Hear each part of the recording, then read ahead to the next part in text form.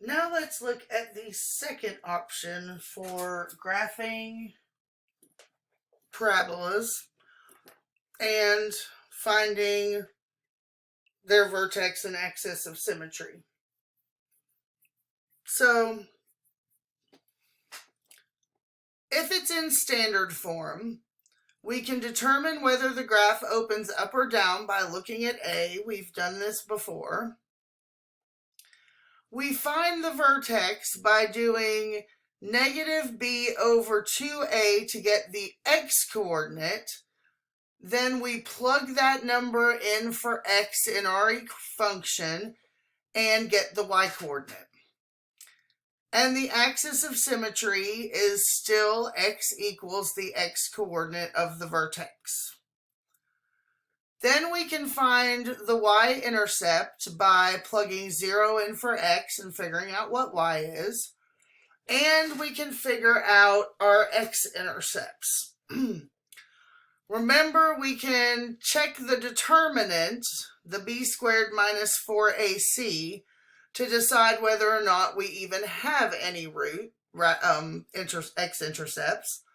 So, if the determinant is positive, then we have two distinct x-intercepts, which we find by solving x squared plus bx plus c equals 0.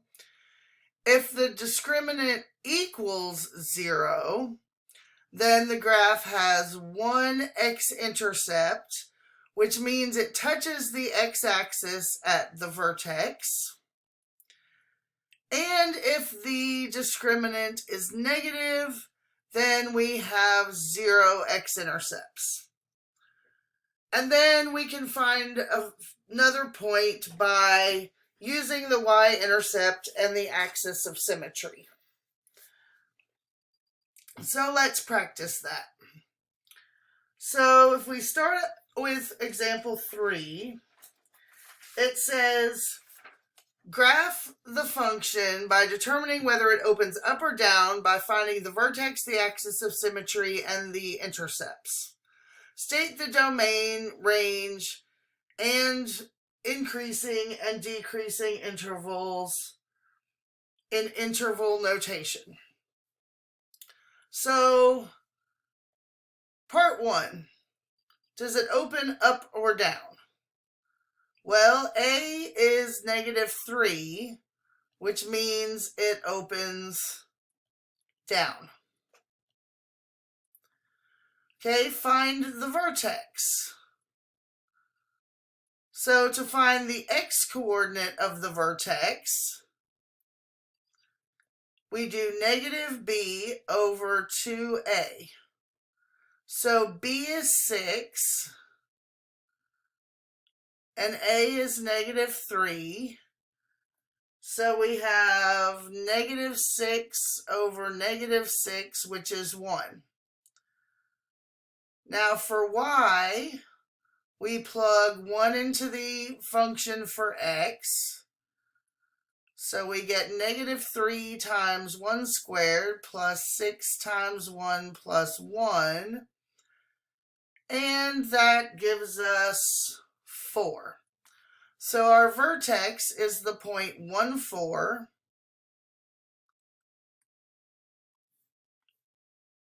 And the axis of symmetry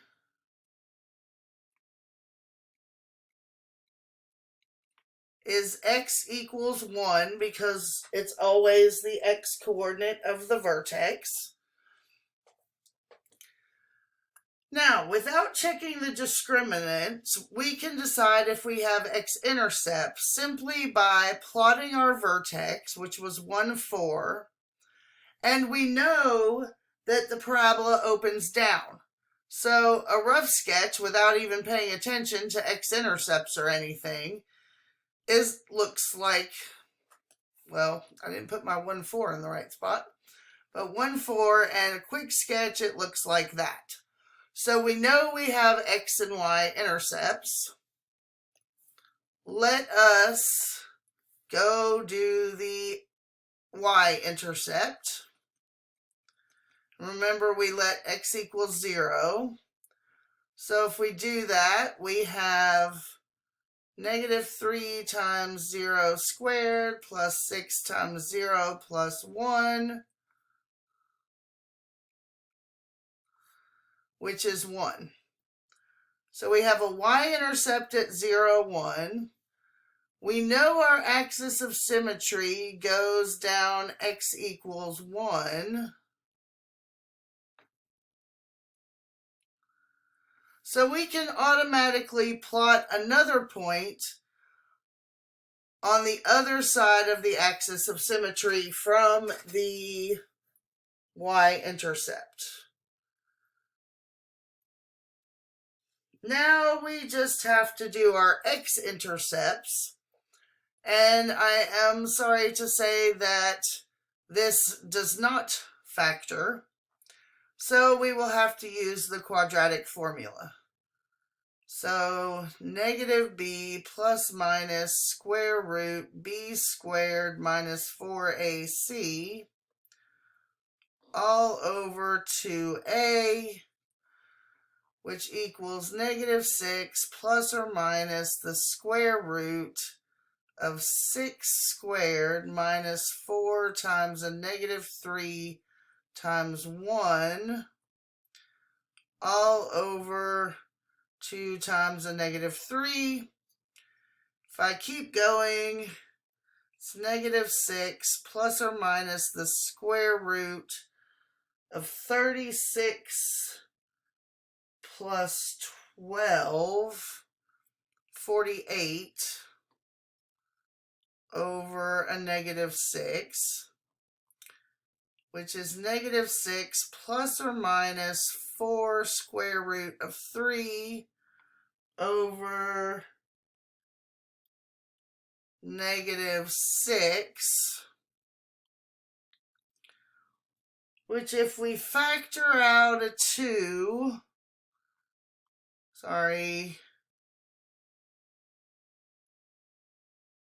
let's factor out a negative 2, my mistake. We are left with 3 plus or minus 2 square root of 3 all over negative 6. The negative 2 and the negative 6 cancel, leaving us a 3 in the denominator. So we have 3 plus or minus 2 square root of 3 over 3, which is approximately negative 0.15 or 2.15. If you put it in the calculator and you round. Remember, we just need a basic idea of where they are. We don't have to be perfect. But we can just put the x-intercepts in there and then draw our parabola. So the interval where it's increasing is from x values of negative infinity all the way to the x value of the vertex, which is 1. And it's decreasing from the vertex all the way to positive infinity. One thing I want to point out here is I used brackets on either side of where it says it's increasing and decreasing. That is because the way this textbook author defines increasing and decreasing. In any other math class,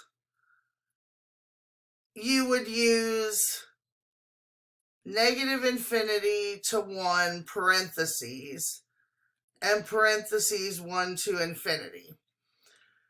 And that is because technically at the vertex, the function is no longer increasing or decreasing. it's stagnant. But this textbook author defines that a little bit differently, so that's why I'm just pointing this out, because for those of you moving on to pre-calculus or calculus, you will want to be using the blue ones.